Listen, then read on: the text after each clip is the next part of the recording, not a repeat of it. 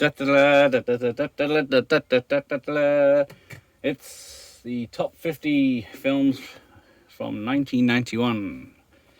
So, let's go. Number 50. Danny Devito in Other People's Money, which is supposed to be a romantic comedy, but suffers from having neither. But it's always good having Danny being slimy. Then 49, Michael J. Fox in The Hard Way with James Wood as a buddy cop thriller, except one's an actor. It's pretty good. 48, Necessary Roughness. After the success of Major League, they did a football version, American football, sorry, with Scott Bakula. It's a pretty good film. 47, Goldie Hawn changes from comedy to thriller with John Hurd as her husband, who may not be what he seems. Then, where do we go? 46, LA Story, Steve Martin's love letter to LA, which is pretty funny. 45, even two Van Dammes can only get to this, 45's placing, but that's pretty good considering some of the films he beat.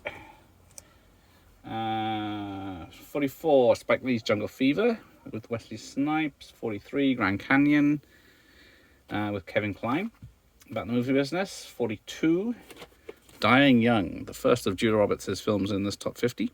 A Joel Schumacher film about a cancer patient and falling in love with his nurse, and vice versa. I have not seen it, but doesn't mean it's no good. Right.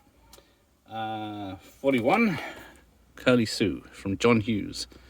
This is when his stuff took a big slide because he wrote, produced, and directed this one.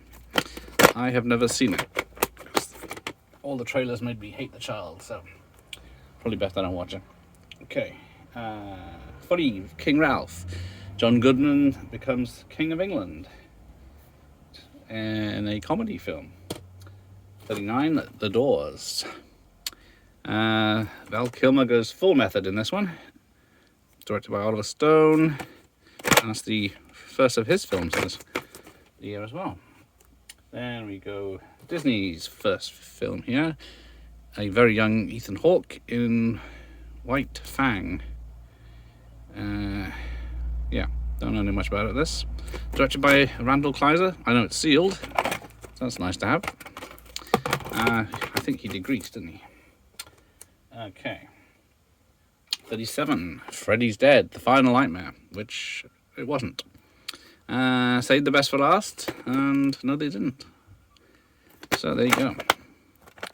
Everyone's probably least favourite Freddy film. 36, Soap Dish, comedy about the American soap operas with Robert Downey Jr., Whoopi Goldberg, and a cast of celebrities. 35, Then Again, Kenneth Branagh's first American film, which is quite a good supernatural thriller. Then we have Bill and Ted's Bogus Journey. So what's this? 3 years after the sequel, although 5 years after they made the first one. It was delayed, but still a fun film with a great soundtrack. 33, The Doctor. William Hurt as a doctor who's diagnosed with cancer and then sees the medical profession from the other side. 32, look at this, Steven Seagal. Very popular film for him and a very good year. It's a cracking film. Alright, where do we get to? 31, The Fisher King with Robin Williams and Jeff Bridges. It's a funny film, but it's got a dark story at the heart of it. Right, number 30, Regarding Henry.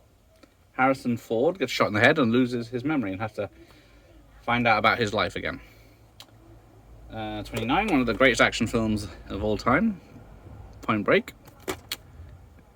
with the great Gary Busey and everyone, and of course Patrick Swayze. Number 28, Thelma and Louise. I think it's a chick flick by Ridley Scott with Hans Zimmer doing the soundtrack and a first role with Brad Pitt.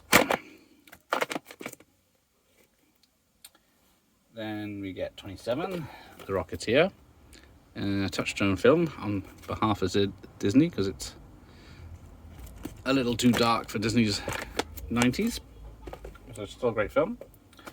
And New Jack City at 26, which is a pretty good cop drug dealer thriller. There we go. Thank you for watching. Here we end the lesson.